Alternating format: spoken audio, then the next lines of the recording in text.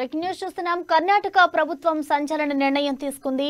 Ola, Uber, Rapido auto సర్వీసులపై నిషేధం విధించింది.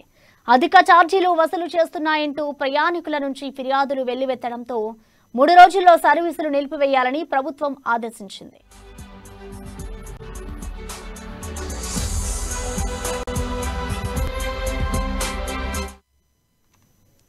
ఓలా, ఊబర్లు 2 కిలోమీటర్ల కంటే తక్కువ దూరం ఉన్నప్పటికీ 100 రూపాయలు వసూలు చేస్తున్నాయంటూ ప్రయాణికులు ఫిర్యాదు చేశారు.